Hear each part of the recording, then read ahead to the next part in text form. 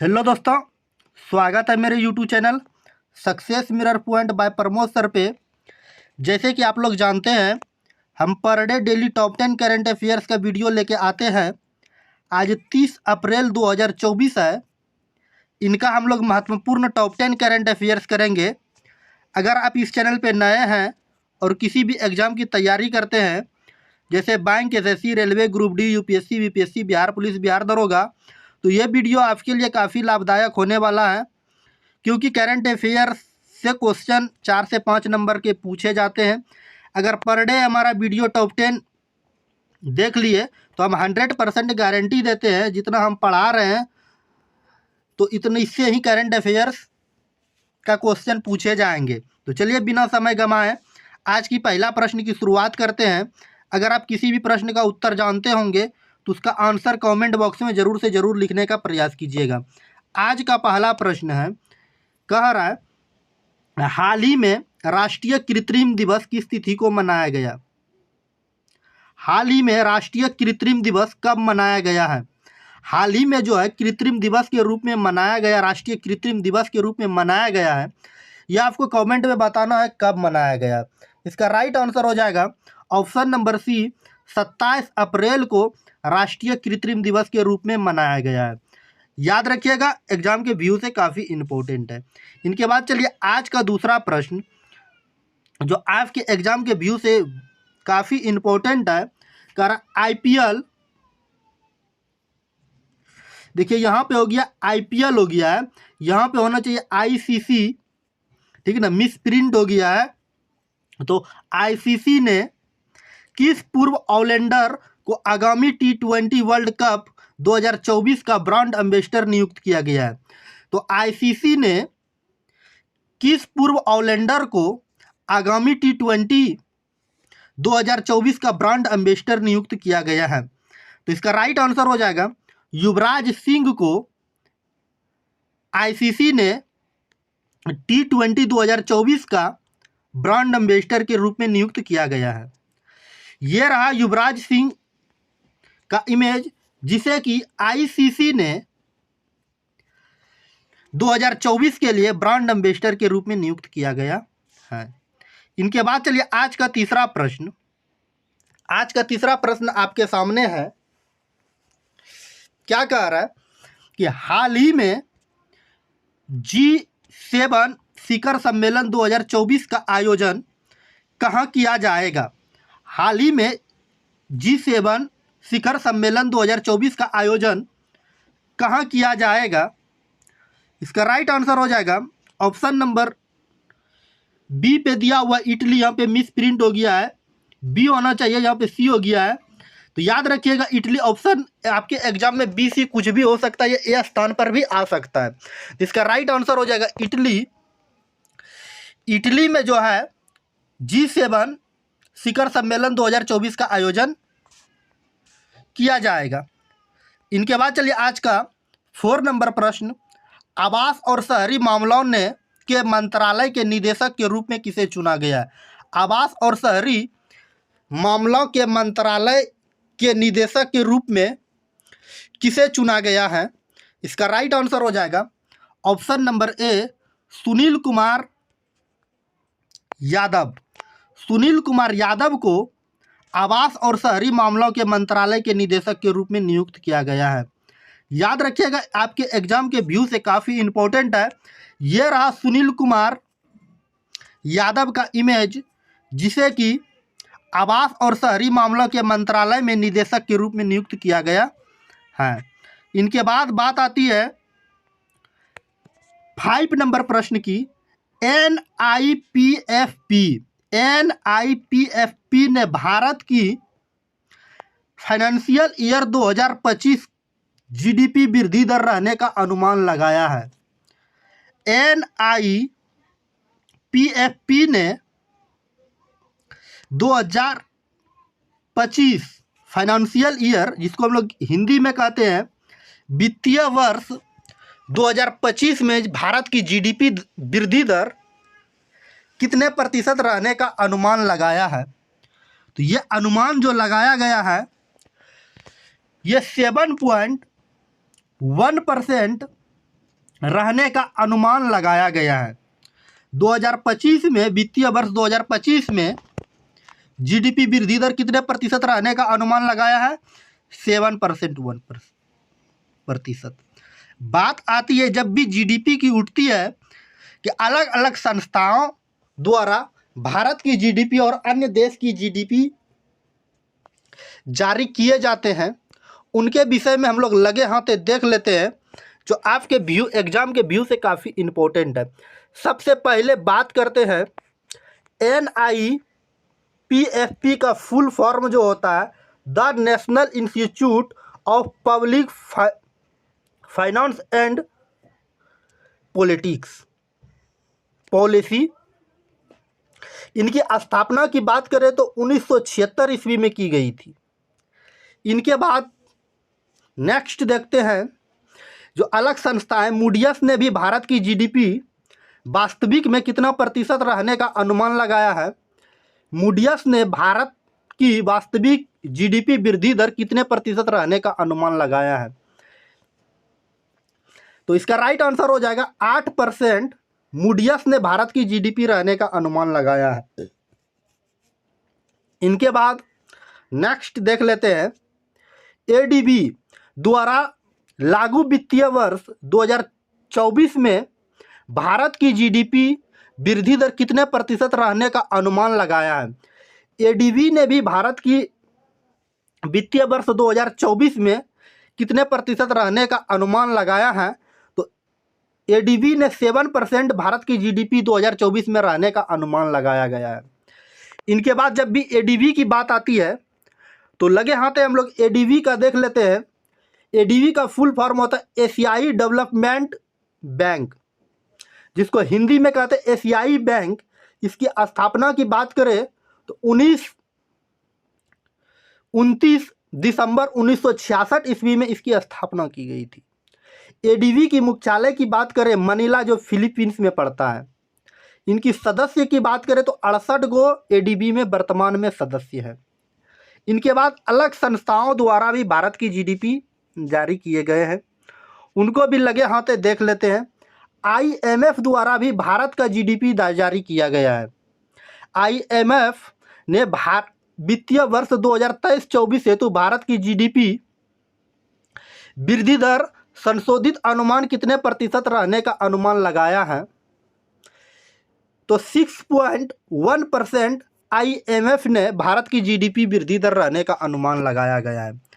IMF का full form होता है द इंटरनेशनल मॉनेटरी फंड, जिसको हिंदी में कहते हैं अंतर्राष्ट्रीय मुद्रा कोष।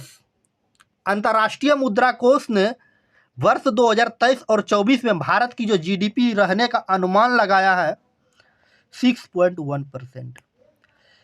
अंतर्राष्ट्रीय मुद्रा कोष की स्थापना जो की गई थी 1930 के दशक में, महामारी के बाद 1944 में इसकी स्थापना की गई थी। मुख्यालय की बात करें वाशिंगटन DC में, जो संयुक्त राष्ट्र अमेरिका में पड़ता है। इनके बाद चलिए नेक्स्ट देख लेते हैं OECD द्वारा वित्तीय वर्ष 2024 में भारत का विकास दर कितने प्रतिशत रहने का अनुमान लगाया है? तो 6.3% रहने का अनुमान लगाया गया है। इनके बाद लगे होते फुल फॉर्म देख लेते हैं organisation for economic cooperation and development, आर्थिक सहयोग और विकास संगठन। स्थापना की बात करें 1961 ईस्वी में। मुख्यालय पेरिस, फ्रांस में पड़ता है। UNCTAD ने वर्ष 2022 में आर्थिक विकास दर कितने प्रतिशत रहने का अनुमान लगाया था? तो 6.6% रहने का अनुमान लगाया था। इसको हिंदी में कहते हैं हम लोग संयुक्त राष्ट्र व्यापार और विकास सम्मेलन। इसकी स्थापना की बात करें तो 30 दिसंबर 1964 में। मुख्यालय स्विट्जरलैंड, जेनेवा में पड़ता है। नेक्स्ट है भारतीय रिजर्व बैंक द्वारा वित्तीय वर्ष 2023-24 में के लिए जारी द्विमासिक मौद्रिक नीति में रेपो दर पर परिवर्तित रखा गया है। वर्तमान में रेपो दर क्या है? तो 6.5%। जब भी आती भारतीय रिजर्व बैंक की बात उठती है, इसकी स्थापना की बात करें तो 1 अप्रैल 1935 में। इसका राष्ट्रीयकरण जो किया गया था 1949 ईस्वी में। याद रखिएगा, कई बार एग्जाम में पूछा हुआ है और आगे पूछे जाते हैं। इनके बाद चलिए, भारतीय रिजर्व बैंक जो सार्वजनिक स्वामित्व को में स्थानांतरित कब किया गया? अधिनियम 1948 के आधार पर 1 जनवरी 1949 ईस्वी में भारतीय रिजर्व बैंक का राष्ट्रीयकरण किया गया था। रिजर्व बैंक का राष्ट्रीयकरण प्रारंभ में भारतीय रिजर्व बैंक जो थे, प्रारंभ में राष्ट्रीय कार्यालय जो थे ये कोलकाता में स्थापित किया गया था, जिसे 1937 ईस्वी में अस्थायी रूप से स्थानांतरित मुंबई कर दिया गया। केंद्रीय कार्यालय पहले मुंबई कहाँ था? कोलकाता में। वर्तमान में अभी कहाँ पे है? मुंबई में, जहाँ पर गवर्नर बैठते हैं और वहाँ से नीति निर्धारित करते हैं। सर ओसबर्न स्मिथ भारत के पहले गवर्नर थे भारतीय रिजर्व बैंक के। इनके बाद चलिए नेक्स्ट पॉइंट को देख लेते हैं। अप्रैल 2023 की वर्तमान तिथि के अनुसार भारतीय रिजर्व बैंक आरबीआई के वर्तमान गवर्नर जो है शक्तिकांत दास है। इन्होंने उर्जित पटेल का 12 दिसंबर 2018 ईस्वी में पदभार संभाला। उर्जित पटेल का स्थान शक्तिकांत दास ने लिया का 12 दिसंबर 2018 ईस्वी में। इनके बाद चलिए नेक्स्ट पॉइंट की ओर आते हैं। एशियाई विकास बैंक ने वित्तीय वर्ष 2024 में भारतीय जीडीपी वृद्धि दर कितने प्रतिशत रहने का अनुमान लगाया है? तो 6.7% रहने का अनुमान लगाया गया है भारतीय एशियाई विकास बैंक के द्वारा। जब भी बात आती है एशियाई विकास बैंक की, तो इसका फुल फॉर्म होता है एशियाई डेवलपमेंट बैंक, जिसको हिंदी में कहते हैं एशियाई विकास बैंक। एशियन डेवलपमेंट बैंक की स्थापना की बात करें तो 19 दिसंबर 1966 ईस्वी में स्थापित एक क्षेत्रीय विकास बैंक के रूप में किया गया था, जिसका मुख्यालय फिनलैंड मनीला के मांडलयुग शहर में आर्किटेक्चर सेंटर में किया गया था। इनके बाद नेक्स्ट है, आईसीआर द्वारा भी भारत की जीडीपी दर जारी किया गया है 2024 में। वित्तीय वर्ष 2024 में भारत की जीडीपी वृद्धि दर आईसीआरए द्वारा जारी किया गया है। इन्होंने अपना बताया अपने रिपोर्ट में भारत की जो जीडीपी रहेगी 6.5%। आईसीआरए का फुल फॉर्म होता है भारतीय निवेश सूचना और क्रेडिट रेटिंग एजेंसी के द्वारा। इनकी स्थापना 1991 ईस्वी में गुरुग्राम में किया गया था। वर्तमान में मुख्यालय नई दिल्ली में। इनके बाद चलिए नेक्स्ट की ओर आते हैं। नेक्स्ट है, इंडिया रेटिंग द्वारा वित्तीय वर्ष 2024 में भारत की जीडीपी वृद्धि दर रहने का अनुमान लगाया है, तो 6.7%। इनके बाद नेक्स्ट है, संयुक्त राष्ट्र ने वित्तीय वर्ष 2024 में भारत की जीडीपी वृद्धि दर कितने प्रतिशत रहने का अनुमान लगाया है? तो 6.3%। संयुक्त राष्ट्र की बात उठती है तो इसकी स्थापना की बात करें तो इसकी स्थापना जो की गई थी 24 अक्टूबर 1945 में। संयुक्त राष्ट्र का मुख्यालय अमेरिका न्यूयॉर्क शहर में स्थित है। संयुक्त राष्ट्र का महासभा जो होता है एंटियो गुटेन है। इनके बाद बात होती है आईएमएफ ने दोबारा क्या कर दिए, भारत का जीडीपी दर संशोधित किया गया है। उनको लगे हाथ देख लेते हैं। आईएमएफ ने चालू वित्तीय वर्ष 2024 में भारत की जीडीपी वृद्धि दर अपने पूर्व अनुमान 6.3% से बढ़ाकर कितना प्रतिशत कर दिया है? तो 6.7% कर दिया गया। इससे पहले हम आईएमएफ के विषय में चर्चा कर दिए थे, जिसका फुल फॉर्म होता है द इंटरनेशनल मॉनेटरी फंड, जिसकी स्थापना 1930 के दशक में 1944 ईस्वी में किया गया था। मुख्यालय वाशिंगटन डीसी में है। इनके बाद चलिए नेक्स्ट जो जारी किया गया है उनको भी देख लेते हैं। विश्व बैंक ने वित्तीय वर्ष 2025 में भारत की आर्थिक वृद्धि दर कितने प्रतिशत रहने का अनुमान लगाया है? तो यह 6.6% रहने का अनुमान लगाया गया है। विश्व बैंक की स्थापना की बात करें तो 6 जनवरी 1943 ईस्वी में किया गया था। विश्व बैंक की स्थापना मुख्य रूप से अगर बात करें तो 43 में तो किया गया, लेकिन बनकर तैयार हुआ 1945 में। मुख्यालय की बात करें वाशिंगटन डीसी, जो US में पड़ता है। वर्तमान सदस्य 189 है। इनके बाद चलिए नेक्स्ट के द्वारा जो जारी किया गया है भारत का वित्तीय वर्ष, भारत की GDP वित्तीय वर्ष 2024 तिमाही में भारत की GDP वृद्धि दर कितने प्रतिशत रहने का अनुमान लगाया है? 8.4%। इनके बाद नेक्स्ट है रेटिंग एजेंसी विच ने वित्तीय वर्ष 2025 में भारत के GDP वृद्धि दर कितने प्रतिशत रहने का अनुमान लगाया है? तो 7%। इतना बातें आपको याद रखना है भारत के GDP से। जब भी भारत की GDP की बात उठती है आपको इतना बातें याद रखना है, ताकि आपके एग्जाम के व्यू से जब भी GDP से, करंट अफेयर से रिलेटेड क्वेश्चन पूछे तो आप उसमें बना के आइएगा।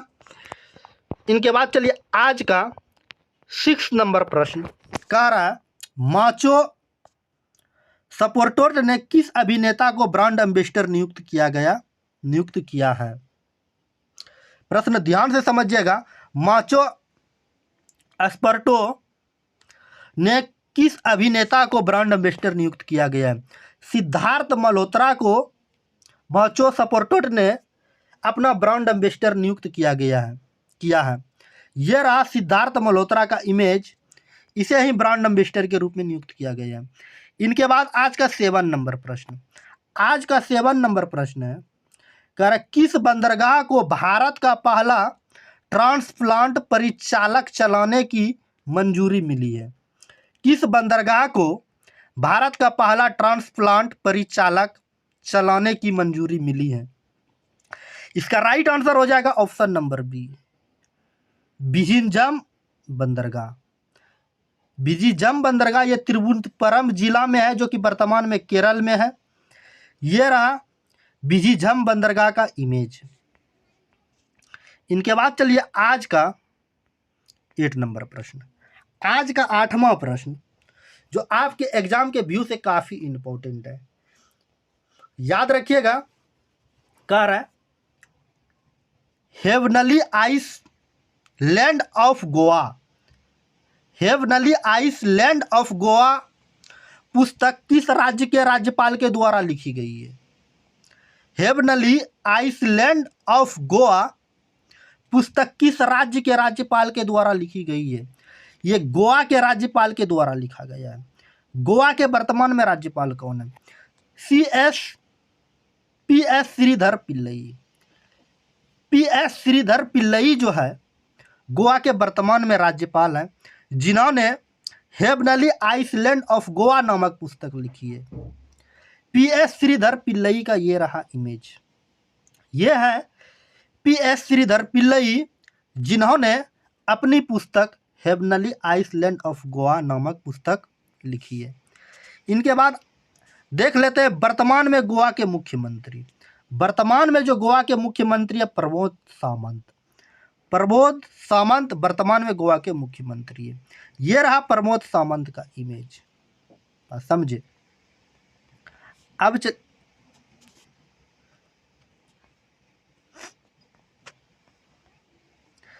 इनके बाद चलिए नेक्स्ट देखते हैं। 15 जुलाई 2021 को श्री PS श्रीधरन पिल्लई को गोवा के राज्यपाल के रूप में 22वें नंबर के राज्यपाल के रूप में शपथ ग्रहण लिया है। इनसे पहले भी बताएं PS श्रीधरन पिल्लई के विषय में, ये इमेज था उनका। आज का 9 नंबर प्रश्न।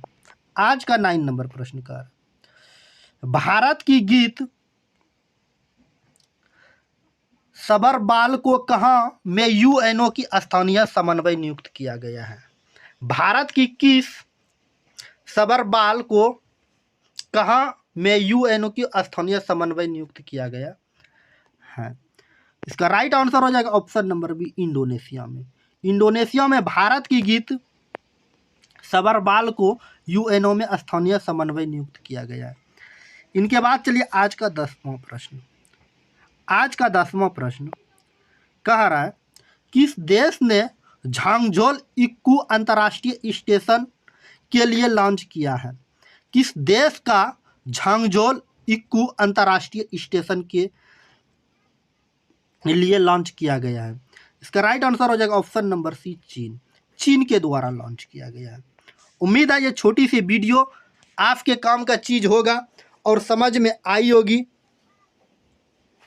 अगर प्यारे से छोटे से वीडियो आपके काम का चीज है और वीडियो अच्छी लगी और समझ में आई तो हमारे प्यारे से छोटे से यूट्यूब चैनल को सब्सक्राइब कर लीजिएगा। अगर वीडियो अच्छी लगी, इससे पहले लाइक नहीं किया, लाइक जरूर से जरूर कर दीजिएगा। लाइक करने के बाद प्यारे से छोटे से यूट्यूब चैनल को सब्सक्राइब कर लीजिएगा। सब्सक्राइब करने के बाद बेल आइकन का घंटी दिखेगा, उसको जरूर दबाइएगा। अगर आप फेसबुक पेज पे देख रहे हैं तो वहाँ फॉलो जरूर कीजिएगा। अगर अभी अपने दोस्तों के बीच शेयर नहीं किया है तो वहाँ शेयर जरूर से जरूर कर दीजिएगा। शेयर करने के बाद हम आपके लिए लेके आए हैं, अगर आप इसका PDF चाहते हैं तो हमारे Telegram channel success mirror point by Pramod sir पे ज्वाइन करके वहाँ से PDF को भी प्राप्त कर सकते हैं। टेलीग्राम का लिंक डिस्क्रिप्शन बॉक्स में मिल जाएगा। टेलीग्राम जो होता है एक ऐप होता है, उसको जैसे व्हाट्सएप की तरह चलता है, उससे आप सर्च मार के वहाँ से पर डे आप PDF को भी प्राप्त कर सकते हैं। अन्यथा PDF डाउनलोड करने का लिंक डिस्क्रिप्शन में मिल जाएगा, वहाँ से भी आप PDF को भी डाउनलोड कर सकते हैं। आज 30 अप्रैल था, इनका हम लोग महत्वपूर्ण टॉप 10 करंट अफेयर्स देख लिए। चलिए आज की क्लास को यहीं समाप्त करते हैं। मिलते हैं नेक्स्ट वीडियो में नेक्स्ट टॉपिक के साथ। जय हिंद, जय भारत। Okay, bye bye.